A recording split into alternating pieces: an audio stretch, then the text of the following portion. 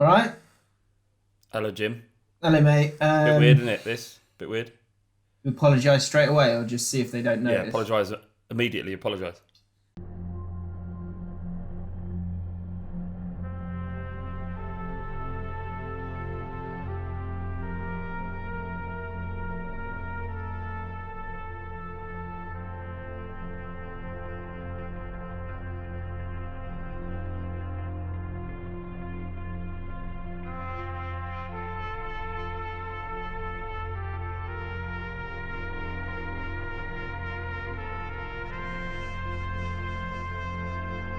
So yeah, me and Flav have got lots of commitments, haven't we? So not able to get together, but we're together spiritually, emotionally.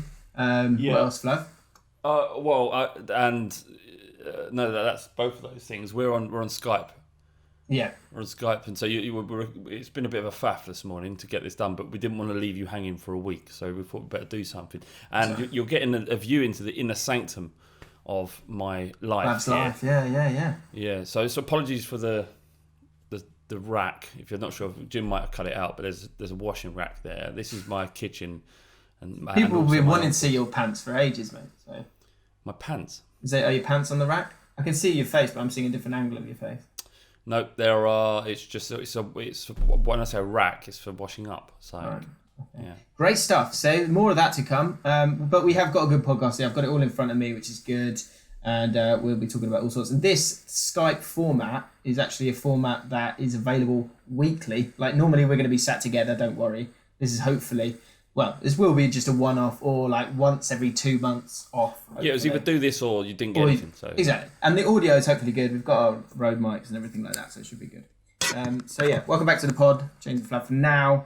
This is a Skype, as you know, and that's a weekly thing that you can get on the Patreon, which some people have enjoyed so far, so that's good. going well, isn't it? It's going all right, mate. It's going all right. We're starting to get there. Got a nice little community there, which is good, and I think people are enjoying it. And actually, the Skype one, we just to give people the very, very short version of your Peckham thing, because we spoke about that in the pod last week, but we didn't get to reveal it. Full stories on the Patreon, but the short abridged story is coming up right now. Flav, go. All right. So the woman needed defending against a quite horrible man who, he walked up to her. I was at Peckham Rye Station. There's about 6 or 7 people at the station, and he walked up to this woman who was on her own, quite a pretty woman, and he went to touch her and invade her personal space, and You slapped him up, didn't you? No, but I would have done, obviously, but what actually happened was that he motioned to move the hair from her forehead to behind her ear. It's something you do with someone you love, not someone you just met on, or not even met, just walked up to on a train station in London, in Peckham, no less. So it was really, really creepy, and instinctively I just took a few steps forward because it was just her, this bloke, me, and I don't know, someone else must have been. Yeah, So Flav, he's been very humble. He went, step away from that lady, woman. Yeah, get away from her. She doesn't want you touching her face. She wants me. I want to touch her face, so I'm gonna. Nah, it was just. I took a couple of steps forward and tried to intervene somewhat. I did it without thinking really, and then he sort of turned on me and was like, wanted to fight me. So he kept getting closer and closer, and just put my hand on his chest because I've seen enough street violence in my time of going out in Hackney on every Saturday night to know that if you let someone get too close, they can hurt you. So I did that, and then managed to talk him round, and by the end he was telling me his name, shaking my hand. So he was a weird guy. But yeah, it was an odd experience after doing the podcast with you to try and get the train back home out of London. It's part of the reason why I do live where I live now. You can't see that window there, but beyond that window behind me is loads and loads of fields. And I live very, very rural right now. Anyway, it's because of that shit that I can't stand London anymore. But yeah, that's what happened. Yeah, an abridged version. Great. So on the podcast this week, we've got... What we're going to do is we're going to go through every single Premier League manager and rate them out of 10 or whatever kind of ratings Flav would like to offer up. You can decide on that. That could work. And then apart from that, because it's international break, really, football-wise, We can't really do crisisy rankings or something's happening here because that continues on from last time. So what we have got, England are in crisis, aren't they? Well, this will go out after the game tonight. So who knows? We might have just qualified. So that's why I was sort of wary of putting them in the crisisy rankings. We're in after losing crisis. one game. Possibly. Reality check. Possibly, yeah. Reality. Did you see the back pages and the Sun, the Mail? Is it all reality check? Every single one of them, apart from the Guardian, who didn't spell check as in check, has actually spelled it as in CHECK. Right. So that headline writer is going to get the sack. Yeah, clear missed opportunity there. But the good thing is we've got loads of comments from last week's pod, so that's good. So we can talk about album of the decade. Load of people putting people forward. It'd be interesting to see if you know any of these, Flav. All right. And what else we got? We've got stuff like someone's talking about supporting two teams, which we touched on last week. I've got a new bit for the pod. Have you? Yeah, and I've got loads of inside the mines as well. That's things you say, and another belter of a BDA. That's what, Flav? Big dick advice. Yeah. Watch my stepdaughter just walking into frame. There she goes. Unwell today. Felt sick this morning, so got the day off school. And what are you doing, Chloe? See, this is what happens. No, that's why I didn't want to call the MD at that. And also, fact 3 of Sharp Facts, which is exciting. Oh, I had something. There's a video. Got some shark news. Well, not news, but there's a video going around of a man being attacked by a great white shark while he was spearfishing. It's good shit. Nice. Sweet. Let's kick off with, because I've got it in the running order, handshakes. We're talking about handshakes at the back end of last pod, and the etiquette and how to go about it. Or should we should be doing football first, shouldn't we? Let's do football first. If you want, whatever you want. Let's do football first. They're here for us, not the football. But well, I mean, someone would like a bit more football. So, and this will be a nice, juicy bit of football now before we get into everything else. So let's do that. All right. So I saw this on a publication, and it was basically going through every single Premier League manager and rating them and their jobs so far. Because when we get back, that's all people are going to be talking about is who's going to go, when they're going to go, and the axe will be wielded. Yeah, that's a phrase. And people will definitely lose their jobs. Do you know the Stoke manager? Jones still there? Of course. He's still there. He won the other day, right? Well, yeah, they won away from home at Swansea, so maybe saved. And Swansea were they top Swansea? Yeah. So the tide needs to swing, and sometimes don't wield. The tide is out. Sometimes in, but don't wield the axe unnecessarily. Sometimes give them a little bit of time. Exactly. Don't be so gung-ho all the time. This is a problem with football fans now, is they want everything immediately, and if they don't have it immediately, they're going to kick and scream about getting the manager out. And I for one say back Poch and and Jones. Yeah, right. How did you make that about Poch? Right, so let's go through every single manager. On this article, they've given them a rating out of 10, which we can do, or you could create a rating system of your own division, if you would like to do so, Flav. I was thinking things like the other option I was thinking was how many games they've got left. Oh, I don't know. That's good. I don't know, it could be whatever you want. That's good. Do you know, just for the interests of clarity, I think we should stick with 10 out of 10, but with the three big at-risk managers, we can do how many games. How many games have got left? Okay, cool. Right, let's kick alphabetical order. Unai Emery. I'll read the first sentence of each one and see if we agree. Slowly but surely, block by block, Unai Emery is building something at Arsenal. There's something happening here. That was an ad-lib. The Spaniard has established a new identity of playing, and the squad seems to be on board. Would you agree? But hang on a minute. They were in crisis against Watford a couple of weeks ago. Well, they're third in the league. Yeah. 15 points. The league does speak for itself, to be fair. It really does. Does. Is he building something there? Would you admit to that? Building something. What does that mean? What does that mean? I think... he's building something there. Do you know what he's doing? He is He's using the Europa League correctly.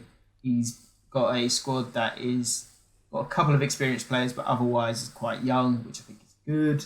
The balance of the team in that sense is good. The midfield for me is still nowhere near good enough, and a big reason why the defence often, I think, looks so bad. I know obviously you jump into conclusions when you watch one game live, but going to the Bournemouth game, I was like, I can see why David Luiz, although he can't defend one-on-one, why he gets exposed. It's just like Otamendi. Like when you're a team that sort of dominates and looks to get forward, and you leave like the heart of your team kind of exposed, you better be really good. And they're fine. But the thing I said last week about the Premier League being so good, I think that. So then when you play teams that have got like Jimenez and Traore up front in that Man City game in particular, if the defenders get exposed, it doesn't matter what team you are, you're going to concede goals because the quality of the league, I think, is really, really high this year. So Bournemouth in that game could have easily got a draw, could have easily won that game, and it was the sort of heart of the Arsenal defence that was struggling a little bit. What will be interesting is if by the end of this season, if people like Joe Willock and Ceballos, I know you're saying like obviously they can't buy him, so it's a bit weird sort of developing him, but if he's of use, like how far they've come along by the end of the season, because I like what he's doing in terms of bringing all those players through. So I kind of agree. Yeah, I think they're probably getting more credit just to the fact that the rest of the teams that are kind of competing for a similar place in Arsenal, in that Man United, Chelsea, Tottenham, are all absolutely... Well, actually, Chelsea are doing all right, but the other two are having an absolute horror show at the moment. And it just goes to show how close margins... How close the margins are. Of the season. Yeah. At this stage of the season. But just that, you get a couple of draws that you shouldn't have got, or win a couple of games you shouldn't have won and were lucky to. And suddenly you're talked about as pushing on. The fact is, Arsenal probably haven't progressed much since Emery got there, and they similarly haven't progressed much compared to Wenger's last 88 games at the club. I think you knew what you're going to get with him. These teams always finish in the top three, apart from PSG. And if Arsenal do finish third this year, then they've had a cracking season, haven't they? It's a progression back in the Champions League. So you can't deny that. It's just that I think what happens is it's easy to focus on the defensive frailties and kind of throw them under the bus because of that. But their front line's good enough to get them into that top four, even if they do have a few brain farts at the back. Yeah. I think, though, that if Spurs manage to turn it round and Chelsea continue to kick on, then it might still be difficult for Arsenal to finish in there. It's all dependent, and it's unfortunate for me, but it's all dependent on whether or not Pochettino can get us round and start playing again. If they can, then it's going to be a free horse race for those two spots. And last time that's happened, it's finished in Spurs' favour, isn't it? Rating out of 10. 8 out of 10, I'd say 6.5. Right, I'm going to go with 7.5 out of 10. What I thought might happen here, and with the idea of being fair, but also not boring you too much, because you might walk away and then I'll do the podcast on my own. There might be some where you might just shrug your shoulders, a bit like last year when you used to get annoyed at the mid-table teams. Yeah, there's some I don't. Just do there's no value for me talking about them. I can just make some bullshit up, or we can just crack on. Okay. So when it is that, just put your hand up, let us know, and I'll do that one. Okay. So next one is Aston Villa. You do that one. Okay. So McGinn, he's good. McGinn is good. I really like their midfield. I think I like Tyrone Mings. You? That's great. Tyrone Mings is they love him down there. Considering the amount of changes they made, I think they've done pretty well, and there are players there that you can imagine going on to have a very good season. Jack Grealish is one of my favourite players in the Premier League. Dean Smith is a good, calm manager. I think they'll be absolutely fine. They're currently 15th with 8 points. I would give them a 6.5 out of 10. 6.5 out of 10, Jim. Sorry, 2 seconds. I've dropped my camera. Sorry, just dropped my phone. One day you'll see how unprofessional this setup it is, but we thought we'd have to do something this week rather than not do anything. So forgive me for what just fucking happened then, even if Jim cuts any of this in or out. Where were we? Eddie Howe to Tottenham. I just don't think he doesn't have he does not have the experience in dealing with the players, and I'd imagine that perhaps he might struggle to motivate some of the bigger stars at Tottenham or in the upper echelons of the Premier League. And as I found out so severely this season, motivation is so crucial. So we're giving them out of 10. They're 10th in the league after 8 games. Solid start. Same points as you. Have lost to Leicester, 8 out of 10. Arsenal. 8? He's gone 8. 8. Okay. I'll give him 6.5. That's where I expect him to be. I think he could definitely manage Spurs or the big two. I think he needs to get on with that now. It's too meek, though. It's too meek. He's too soft. He's messing about, and he needs to mess about. It's getting a bit... That's the problem. There's a moment to jump, isn't there? And he's getting to that point where you're starting to wind us all up a bit now. You've taken Bournemouth as far as you can. I think he's waiting for like one belter of a season and then he goes. But Graham Potter, the big pot, the pot monster, potluck. I mean, I can talk about him because I've just seen he's Brighton side absolutely dismantle Tottenham, and they look decent. So, the problem with Graham Potter, right, is he just doesn't look the part. I knew that was coming. He looks like a gardener. Like a potter. Specialising in pots. Yeah, exactly. But a pot, I got it because his name in it. But he just like doesn't look the part in the same way. I put him with Steve Keane. Remember him? He didn't look the part. Oh, really? That's harsh. Yeah. It is harsh. And I shouldn't view him in that way, mate. I shouldn't view him in that way. But that's the way I view football. Do you know what I see? What I see Brighton, and maybe this is just because they're next to each other. I can easily see him doing well at Brighton or doing okay at Brighton. Eddie Howe moves on to Spurs because Pochettino's gone to Man United and Potter becomes Bournemouth manager. You heard it here first. What a completely boring experience that would be. That made sometimes boring and sensible is the right call. Graham Potter and Bournemouth is almost as boring as Graham Potter and Brighton. Probably the same level of boredom. Probably more boring, if anything. I mean, there's a lot of boredom there. That's the key. Okay. And as we know, football is an entertainment sport. Brighton are currently in 14th with 9 points. 6.5 out of 10 for me.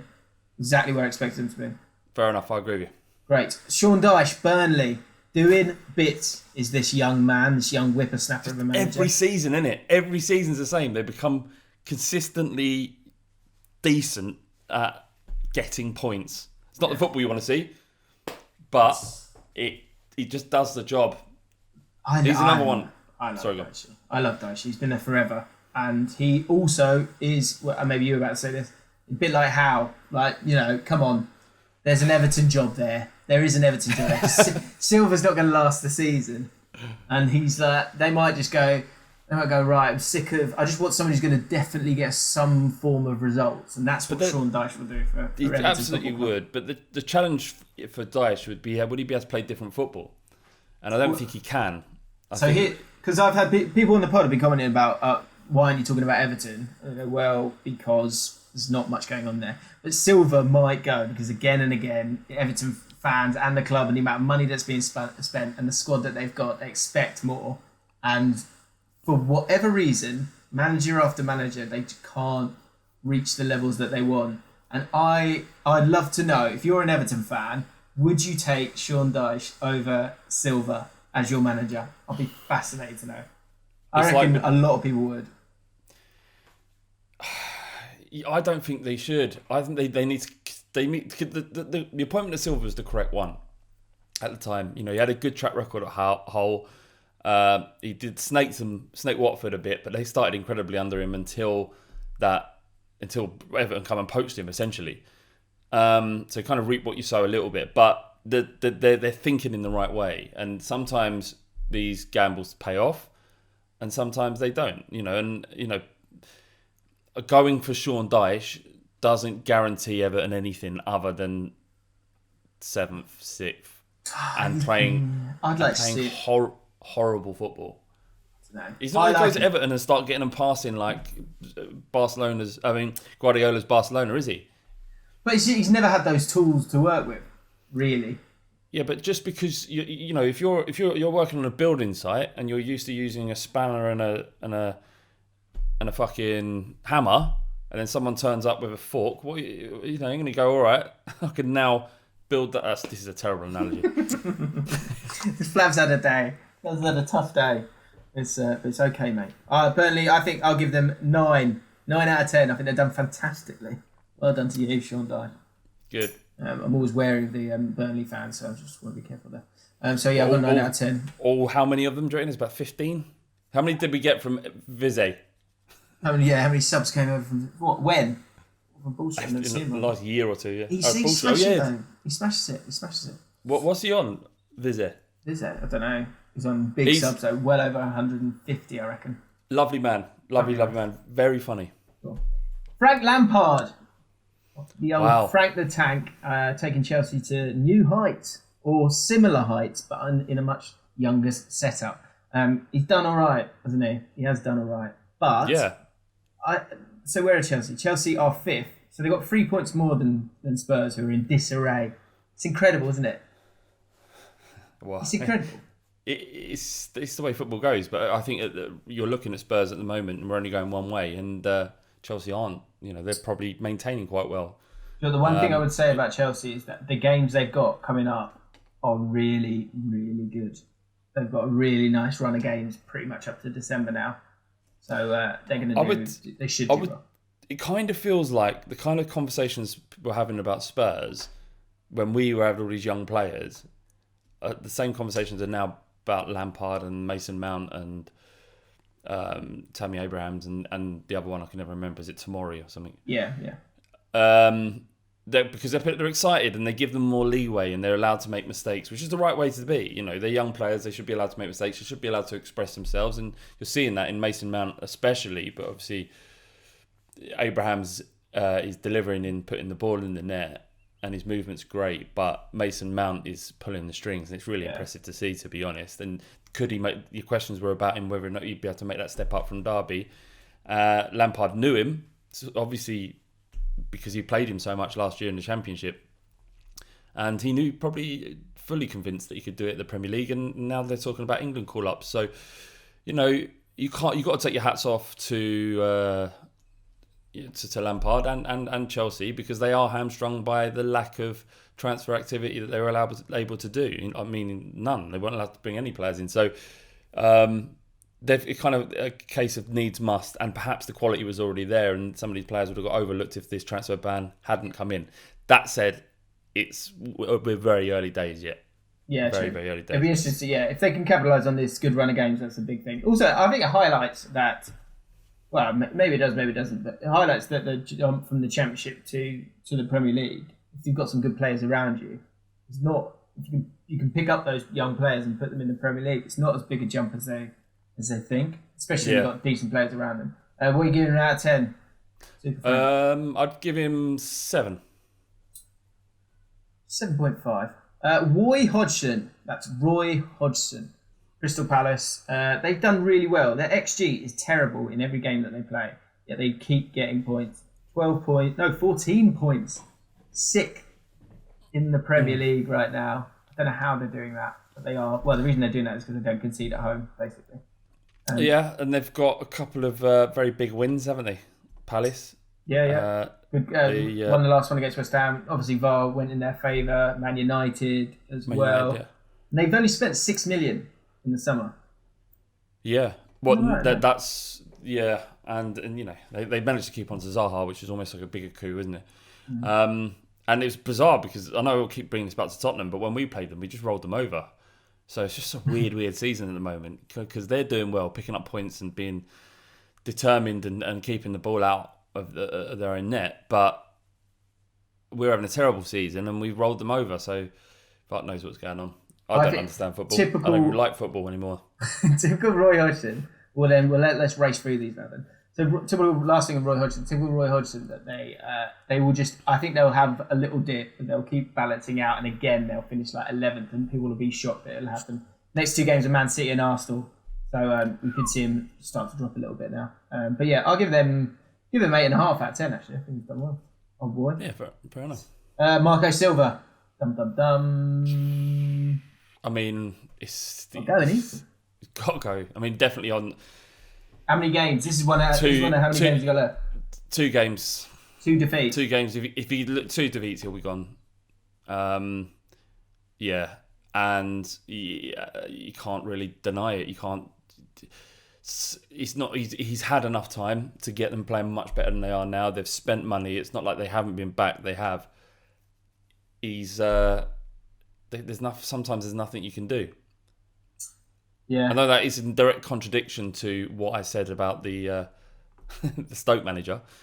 But whereas with Stoke, it's a case of they're coming from a very difficult situation. Whereas and he's new to it as well, and they were already kind of broken last year.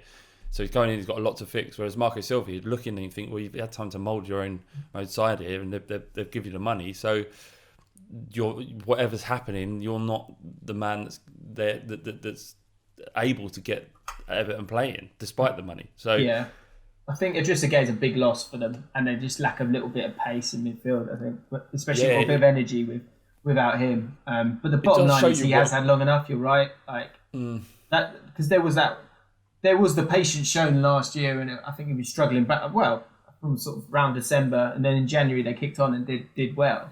And everyone thought they were going to do something this year, and it's not happened at all. And their fixtures haven't been too bad either, to be honest. But I think he's 4 out of 10 at best, maybe less. The squad's there. Yeah. The squad's there. Right, let's quick fire it a bit. Brendan Rodgers, Leicester, marks out of 10. Flying, didn't they? Flying. Yeah, I'd say 8 out of 10. But we always knew it. Great manager, great squad, young, hungry squad. Always going to fit. Yeah, I agree. I'm happy with 8 out of 10. Jurgen Klopp, Liverpool. 10 out of 10. I don't know what else you can say. There's obviously they lost to Napoli in the Champions League, but in terms of Premier League, they've won every game. Yeah, agreed. And even games that they shouldn't necessarily have won, they've got to find a way of getting it done. So, yeah, 10 out of 10. It's funny. You would have seen it being Liverpool going to be. Well, actually, I'm a massive liar. I was thinking they were going to struggle. I thought psychologically it would stung a bit not winning it last time, and to go again would be a bit exhausting. But they've totally proved me wrong with that. So yeah, they've done well. Pep Guardiola, Man City, got go, isn't he? How many games left? How many games? Back-to-back defeats. That's a great question. 6. He lost 6 on the bounce. Yeah. So Having already lost. He's already lost 2 games this year, right? Yeah. So that's 8 defeats before Christmas. Yeah, he would go. I don't think that. No, I don't think he would. No, he wouldn't. He's got so much credit in the bank. I think that would be insane, though. I think. Yeah, but it's not about credit in the bank. It's the players that he's got. They can't lose 6 games in the Premier League on the bounce. I reckon. I think he's got 12 games. He can lose 12 games on the bounce. Yeah, Jim, yeah. 12. Yeah.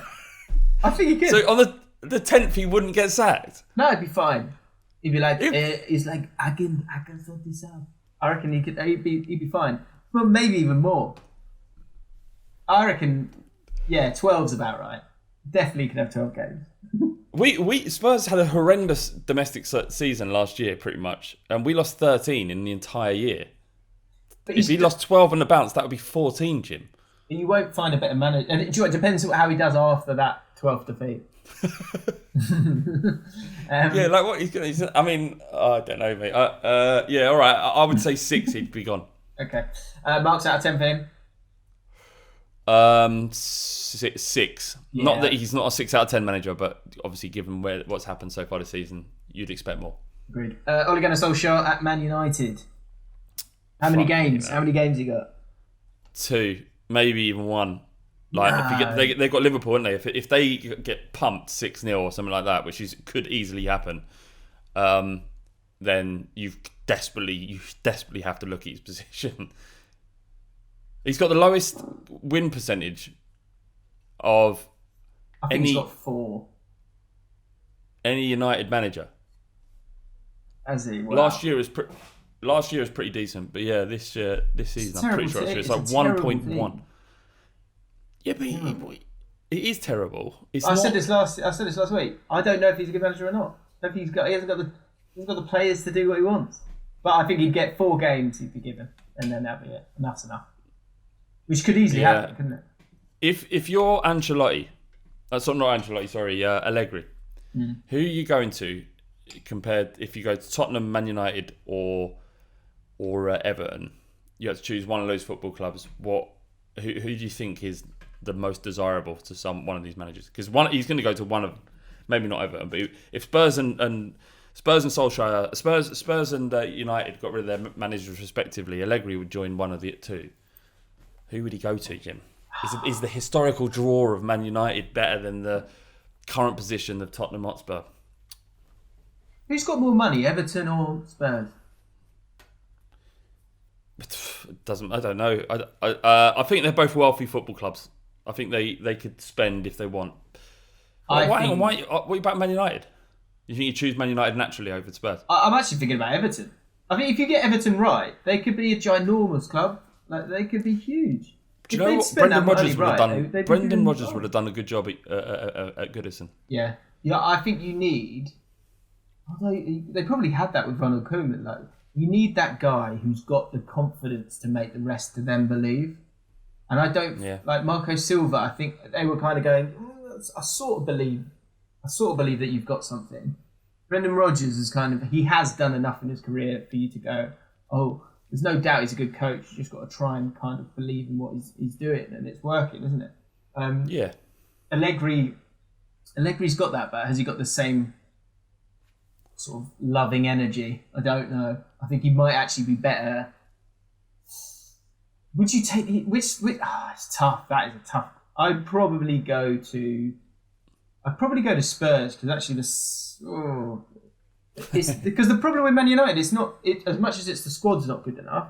It's it's the director of football. It's the whole setup. It's just mess up after mess up. So it's both. I just think there's probably more security at Tottenham in terms of the foundations are there. Yeah, I don't know. But it's mad how far United have dropped and how much Spurs have risen, where they could even be talking about in the same sentence, really. Yeah, and I wonder if the way that Juventus work, where they get free agents and use them correctly, so kind of being sort of smart with their money. I wonder if you might get that. You might be able to have sort of lower expectations. You'd be a bit of a god. You'd also be able to bring in good players if you were at Everton. So Everton's not the worst shout for them, because they have got a lot of money. Marks out of 10 for Ollie? Marks out of 10, so that's 2. I think he's got a game or 2 left to save his job. I'm going to go, I'll go 3 out of 10. Yeah, he's not doing very well, is he? Steve Bruce, just give me a rating. 7. Couple of good results. Shows what a defeat will do. A victory will do. I'm going to give him 6. He hasn't got much to work with. Daniel Farker. He's got what he deserves. It's Steve Bruce, about not much to work. What do you want him to give him a Barcelona squad? He deserves an average squad. Yeah, and then you're supposed to get results from that squad, which is difficult. That's my point. Yeah, fair enough. Farker. 6. He's 5.5. Ralph Hasenhudl. 6. You have no idea, do you? I do. Yeah. Chris Wilder, Sheffield United. 6. 7. He's got to believe in, which I like. Pochettino, Spurs. 3. 3. How many games has he got? I think 5 defeats in a row means he's got to go. Yeah. No, do you know what? I'd be a very different chairman to you. I'd give him 8. 8 defeats on the bounce. Yeah. All right, but I'm glad you're not. So to actually sack him, I'll give him 4.5 out of 10. Quique Sanchez Flores has only been in there 2 minutes. I'm not even going to do that. Pellegrini, West Ham. Doing well. Unlucky to not lose. To lose against Palace. I think they're a good shout for top 6. I think something's happening there. I like West Ham a lot. Yes, I'd say 8 out of 10. Yes, 7.5, 8, and I'm going to give 8 as well. Wolves, Nuno Espirito de Santo, not Di Santo, just Santo. Wolves. I think it didn't start the season great as Europa League, that causes massive issues, but I think they're starting to turn it around now. And I think if he's there at the end of the season, it'd be a miracle, because there will be some big clubs in there coming in for him, including Spurs potentially. So I would say so far 6, but it will rise. Okay. Give us your marks out of 10 in the comments below. I'll be interested to see what people have got there. And how many games would you give those managers in danger? How many do they have to lose back to back to back? Let us know. Right, let's talk about other stuff. Handshakes. We were talking about handshakes last week. I feel like actually we should save that for when we're together, so we can shake hands together. Okay, cool. Cool. One good comment I thought was this one. D. Jonesy. Mourinho turned down the Lyon job as he still wants to work in England. Only two big clubs who are close to sacking or mutually agreeing termination are Tottenham and Manchester United, and he wouldn't go back to United. As a Spurs fan, I don't want Poch to go. If I had to have anyone to replace Poch, it would be Jose. Winning mentality. However, Levy would have to change his approach in the transfer window, which, let's be real, probably won't happen. Jose Mourinho, it's going to happen. It could happen. I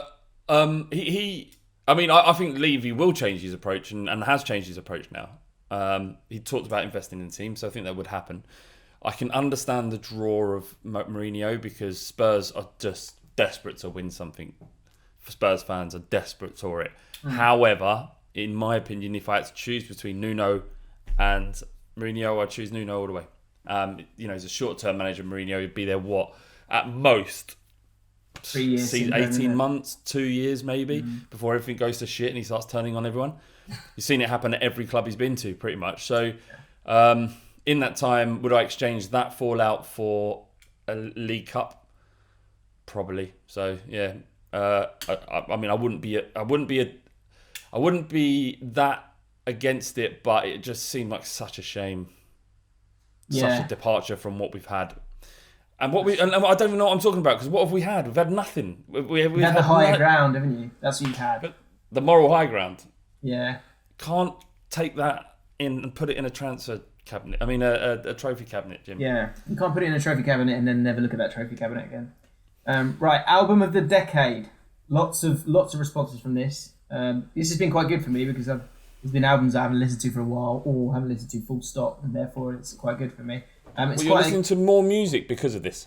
Yeah, I have been. Yeah. Fair play. It's good, actually. Although I think the problem with this is everyone has their own style or any taste as well. So no one's right, no one's wrong. These are just options for album of the decade. But let's get your thoughts on it. Rasangan, album of the century, is definitely My Beautiful Dark Twisted Fantasy from Kanye West. A few people saying that, actually. Not my cup of tea, sorry. Yeah, I thought that might be the case. There's a few... are you a Kanye fan? I like him. I like that he's trolling everybody all the time, and I love it. He's holding a mirror up to the bollocks, I think. I think everything he does is intentional, and everything he does is a part of a wider message, and for that, I love it. But yeah, his music can get in the bin. I think it's average to fuck. Really, I love his music. And actually, there's I forgot the name of it now. Pablo, I think. It's that is actually. I've watched videos of people saying that that's not a great album. I love that album. I listen to that album so much. So yeah, it's subjective. It's up to you. If you get something of it, then so be it. Mr. Pickle's Fingers, Bone Iver, 22 a million. Maybe when Justin Vernon was going through his dark anxiety and depression. The album shows his hurt. It just goes to show that even when you're going through that, it's possible to create beautiful things. Often misery and depression is a beautiful foundation to create amazing music. Exactly. That's why I think the podcast has been really good recently. Adam Does Stuff. Kendrick Lamar's To Pimp a Butterfly is a fantastic album, start to finish. My choice for album of the decade. Few people said that. I could not get on with that album at all, and I like Kendrick Lamar a lot. But that was just an outlier of. I agree. I totally agree with you on that. I could not get on with it at all. Yeah, because I've struggled. I get why Kendrick Lamar's brilliant, but I think, and it's just taste, isn't it? But I struggle with this stuff as well. I'd rather listen to J. Cole than listen to Kendrick Lamar. No, I really like him. Damn's one of my favourite albums, but I just couldn't get on with that one. Okay. Temple of Satan. I didn't know that one. Excuse me. Have you heard of that? No, don't know what it is. Cool. Ethan Catamol. This might be up there. I get it, and I'm not even into that kind of music too much, but they're the only band I listen to that's in that kind of genre. Best album, Tranquility Base Hotel and Casino, Arctic Monkeys. I do love Arctic Best Monkeys. album? Best album of the decade. That's Have a claiming. word, mate. You're saying that because it's like it's not that popular. You're being contrary. It's not. Who? Me? Whoever said that. No. Whoever suggested it. There was a couple of people who said that. Yeah, but they're the ones that said that they think that's a better album than fucking their first couple. Yeah. And it ain't. At best, it's lounge music. Something you can put on the background. It's nice. I quite like it too. But to call it the best album of the last 10 years, I think their best album in the last 10 years. Yeah, I agree. I think AM's better. Love AM. Right, a couple more. Then we move on again. This is the last one actually. Lou Marshall, best album of the decade has to be either David Bowie's Black Star or Blur's Magic Whip. Yeah, I don't know. It's tough. It's tough to comment on because I haven't heard these albums. It is. I agree. It is tough. It is tough. I would say, when did In Rainbows by Radiohead come out? That's a good shout. That is a good shout. I think that's before, if I'm honest. Let me check. I reckon that's 2008. 2007. Is it? You just look. Yeah, that can't go in, can it? I cannot. No, definitely not. So I said to I asked my missus, what do you think? And she went, so is that from like 2010? Yeah. Yeah, 10 years. She's so smart, so beautiful. Terrible maths. Right, supporting two teams. We spoke about it last week. My mate supports Brentford and Arsenal, both in a big way. Generally, as a general rule, I'm not down with that. A couple of people making comments. One was 7Tatty7. On the subject of supporting two teams, at what age can you declare you are a fan of a team? Always had a soft spot for Kilmarnock and have attended a fair few matches over the years with my best mate who's a diehard. Never had another team, but usually couldn't go to games due to playing football myself or working. I'm 29. Is that too old to come out as a Killy fan? Yeah, it's clear that you are a Killy fan, I think. Kilmarnock fan. Yeah, I think you just don't need to. You don't need to make a statement of it anymore. You know, you've done enough. If someone's asked you to support, you don't go, well, I've never decided, but I think I'm a bit of a Kilmarnock fan. You just, yes, I'm a Kilmarnock fan. Yeah. If you don't need to come out. If you truly want to profess it, then it's about the amount of time and effort you put in as well. Because also you can be I'm a big QPR fan, but I don't read, and I go to all the games. Well, I go to home games, but I don't read up on QPR every day. Does that make me less of a fan? That's not true, is it? That isn't true. It is true. I sat next to you at work. You were always reading up about QPR. On it. What? No, well, that's not true. That is true. He's like, oh God, we've got these, and always giving it to Adam, who's a Brentford fan. That strikes me as someone who's pretty much consumed by his football club, Jim. Maybe, yeah, or maybe I'm doing it without even thinking. So yeah, actually, do your reading. If you do your reading every day, then that means you're a fan. Right, here's my new bit. No, I think this could be great. I think we can get a lot of joy out of this. So okay. It's called Home Wins. Okay, so this weekend, I'm not known for my DIY skills, and we had a leak in the boiler. Oh, and it was going everywhere. And I called it. I was like, I don't know what I'm supposed to do here. So I should probably call a plumber. Called a plumber and said it was going to be, for them to come out, it was going to be 110 quid. Like, no, thank you very much. So I looked into it, maybe called my brother-in-law, and he said, basically go get a spanner and tighten it yourself. I did that, and I've got to tell you, I was strutting around. I basically spoke in a Cockney accent for the rest of the afternoon. Yeah, and you it was just pulled your willy out. Yeah, I was there with this. Oh, can I show you my spanner, actually? Hang on. Are you actually going to get a spanner to show me a spanner? I'm acutely aware what a spanner looks like, Jim. Yes, he's gone. He's literally gone to pick up a spanner out of a toolbox. Check this out. Get up there, boy. It's beautiful. I went to B&Q and bought a spanner. How much was that? 15 quid.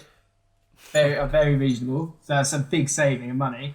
I've gone in. I've taken a look at it. It's dripping everywhere, and I've gone right. We don't have this, and I've gone and I've just turned it round once. And but that little victory, I then walked into the living room. I was like, "Anything else you need, darling?" I loved it. It was so good. I felt like a proper bloke. Anyway, yeah, and that's it. We've kind of your role as a man in society and a female. You know, it's problematic, isn't it? Yeah. Because it's not on everybody to be able to do it DIY, and if you're a man, you're expected to do it. And I've always been terrible, but I've had a couple of home wins myself. Have you? Yeah, I pulled off some alcatraving off of a off a door frame. Oh, lovely. And then decided to sand it all back. Yeah. Then pick up and then properly get it back to the wood, nice and smooth. Yeah. And then put the alcatraving back on, fit perfectly. Knocks a little couple of pins in. Sure. Job's a good one. Lovely. That's so good. That's and it. The best one, right? Out there, if your boiler works, if you've got a combi boiler, right, which is one that you essentially turn the hot tap on, hot water comes out. Most of them are that way now, right? Don't tell your missuses if this happens. But often the problem with it, if you get no hot water, is the pressure's low, right? It might be on 0 or below 1, and it nearly needed between 1 and 2 on the pressure gauge, right? Sure. There is a little valve underneath it, right? This connects the hot water. There's a tiny little valve. You release the pressure valve and it fills up to about 2. Presto, you've got hot water. Tell the missus that you've been quoted a couple £100, a bit like yours, Jim. Yeah. A couple £100. Then go in, just turn the valve. It fills up and you have hot water again. They won't know. You will know. Yeah. You can walk your flat or house like a god. Completely That's naked. amazing. Because, yeah, like, in terms of sort of gender roles, what you do, what they do, me having to take the bins out, there's no glory in that. So this was brilliant. And it was so simple, and it was a lovely little home win. And I think this could be a place where we could share some of our best home wins. Just those little things. Just those little things. It's a great idea. Doesn't have to be DIY either. It could be something really simple that just kind of, it made you feel good for the rest of the day. I think it could be good. Anyway.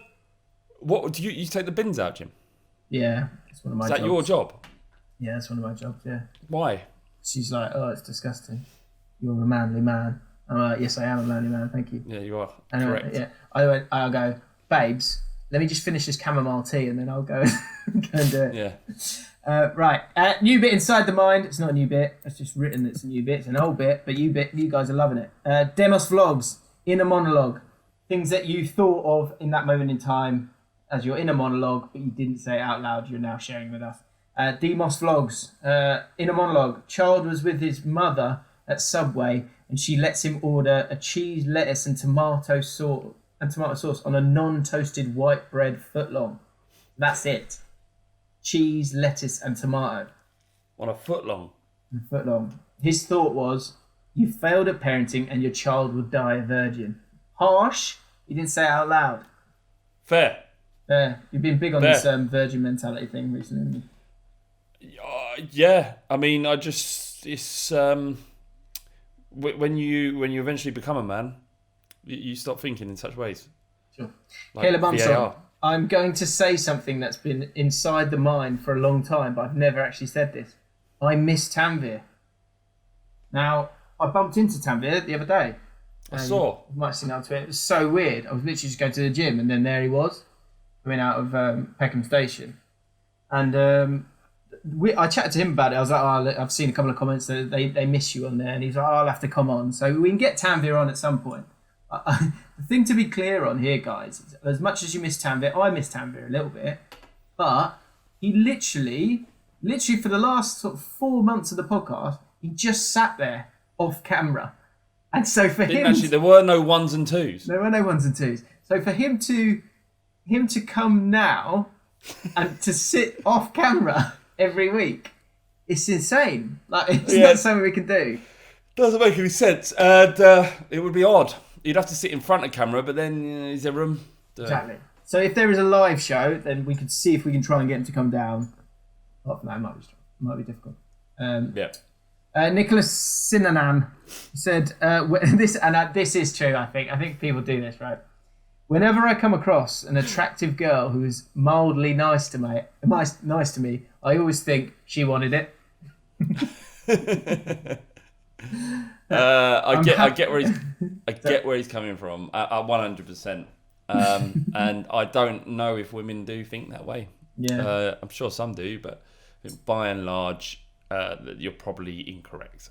He says, you won't be stunning. I'm happily in a long-term relationship, but the thought that I've still got the magic always gives me a cheeky lift. I love the podcast. That's fair enough, and it's important to maintain that kind of that attitude, even if you are going to be completely and 100% faithful. Is to know that you are still that guy, and your other half is lucky to have you, and you're lucky to have her. Okay. Still to come in the pod, I'm gonna go through things you say at the football really quickly, and then Flav's got to go. He's got to leave for a second, so we're gonna have a small intermission that you'll never see because it'll be a straight cut into some BDA. I've got to pick up my child.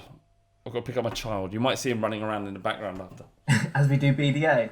Jesus. As we do BDA. Okay. Things you say at the football. Callum Gibson. I think it's quite good. Go on, son. Even though I'm only 18 and the player is most likely older than me. But you know the rules in football. The rule in football is that everybody in the pitch is younger than you, always. That is so true. Yeah, that is so true. I do remember. I remember being 14, going, "Go on, son. Go on, son. Give it to." Shouldn't the kid be playing? Shouldn't the kid's 18 or 14? Kid playing. Ridiculous. Roots Raff. Things you say at the football seems one for modern day football where nobody seems able to take a corner properly anymore. They'll say, "I'll beat the first man." Beat the first man. For sake. We've talked about this a lot, but every club has a corner taker who can't beat the first man. Very true. Ours is Ericsson. Also, does anyone else sometimes let out a man on like they're actually on the pitch? Absolutely. Of course. I think that's part of your role as a player. Yeah. If there's enough of them in unison, then the player might hear. Yeah, very true. Lord Bentner 52, things you hear at the football. Anytime a player receives the ball, so this is one I wanted to finish on this one. I've never heard this before, but apparently this is something. So let me know in the comments if there's something you've ever heard. Anytime a player receives the ball and is within 10 yards of the opposition, watch your house. Watch your house. I said it. Never heard of that. That isn't a thing. Watch your house.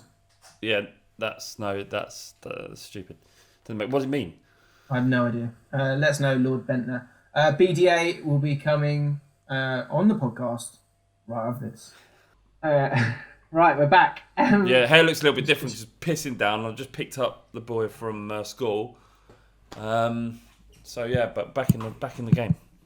And here's a little something that we thought that it was just going to be some BDA on its way, but actually we've got ourselves a little bit of shark news.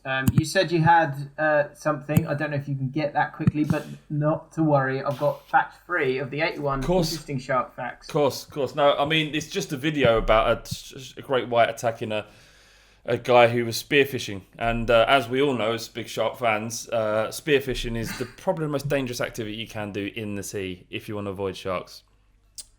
Yes. Yeah. It seems like common sense, isn't it? Yeah.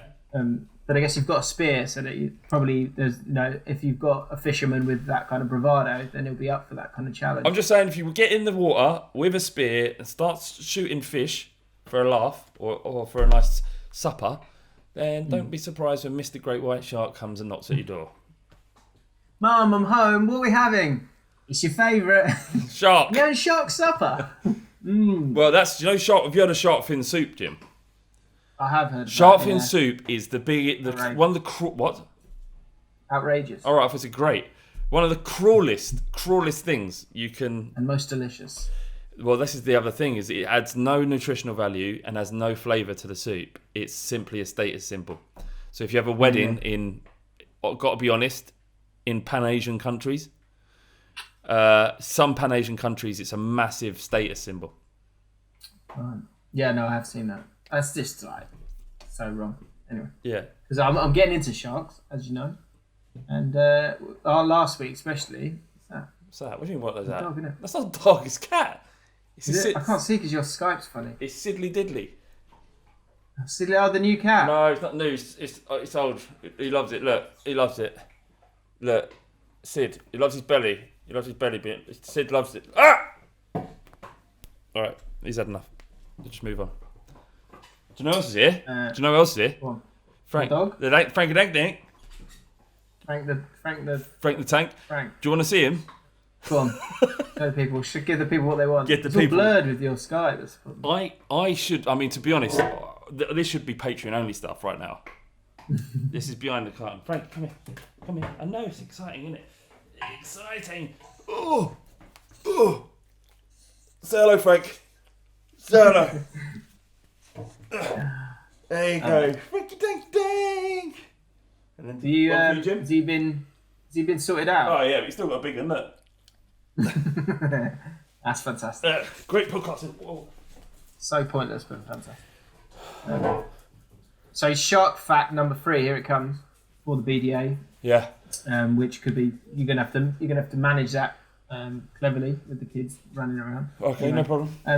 Shark food. Obviously, last week we had the fantastic American pocket shark, which glows in the dark. Glows in the dark. Glue in the dark. Glue.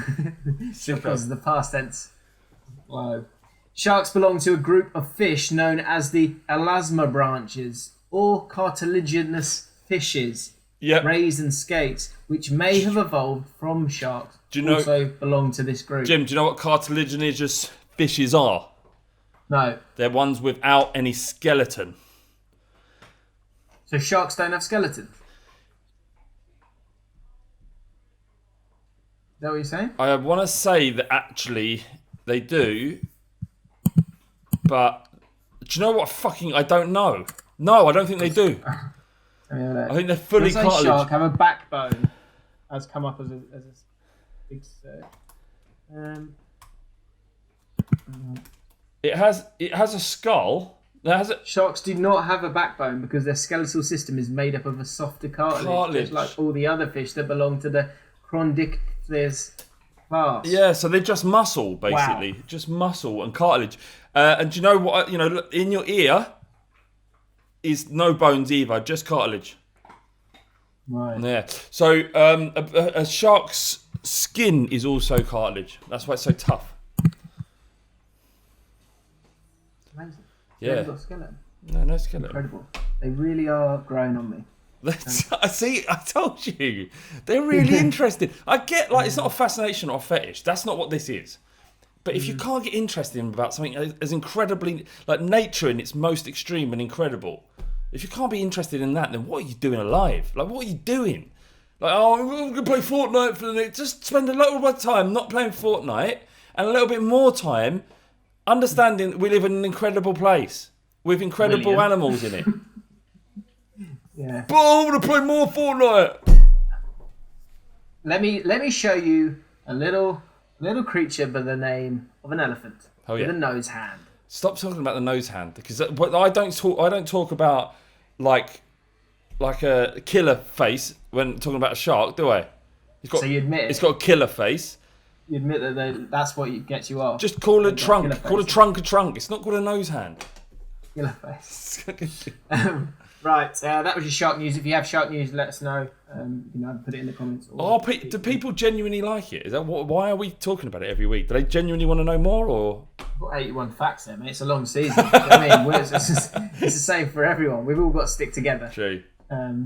Because these are the dark months, as everyone knows, in the football season. So all we've got is each other, a couple of shark facts to get us through.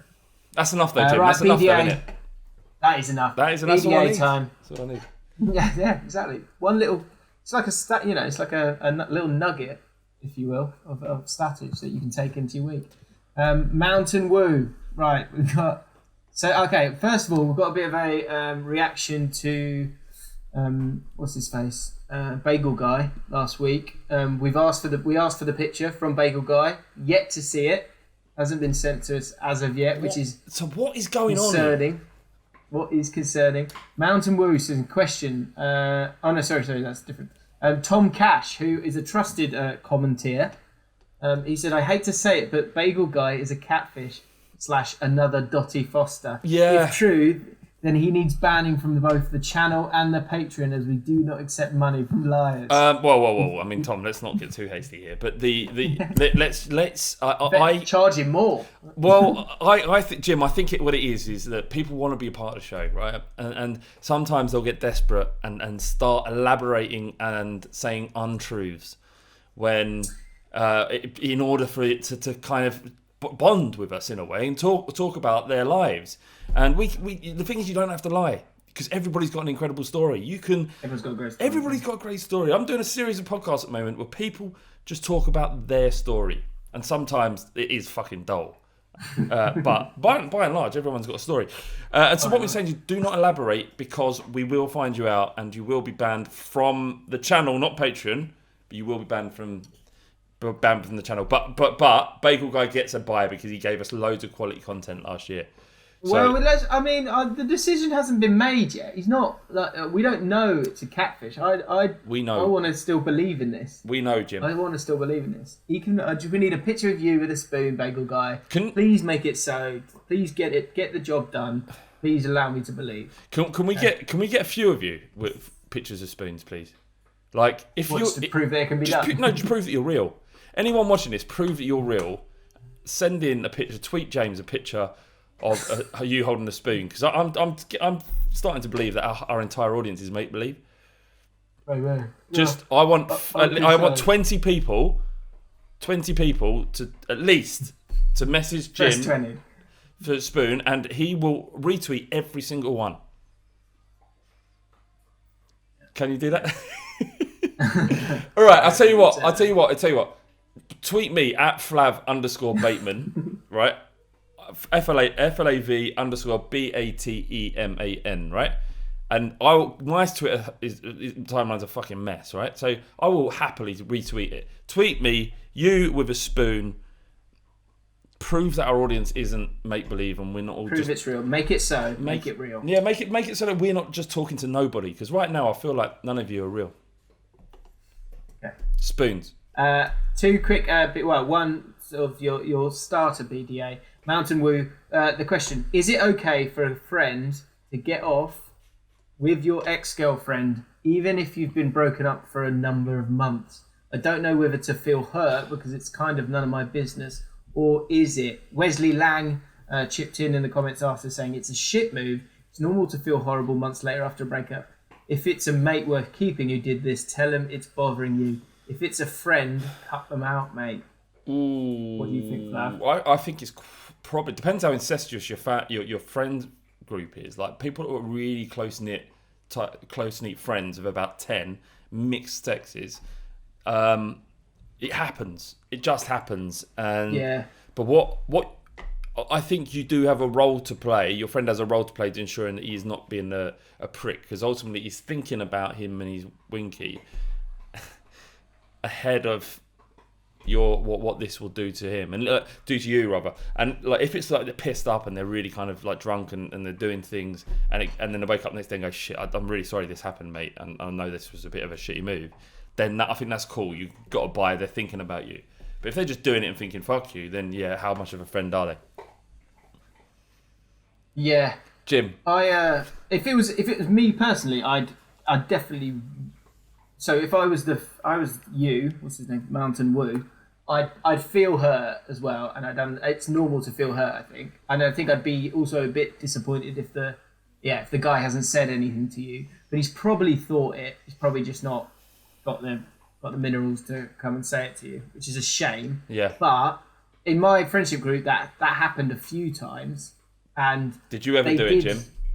No, not me, but yeah, my friends did, and I was actually like, I'm not cool. I don't think that's cool, but they kind of just got on with it, and as time progressed, you kind of, because like if you're not with that person anymore, you're not with that person anymore. True. So life moves on. So it should hurt, but it makes sense for it to hurt. And to be honest, when you look back and you think it's not the end of the world.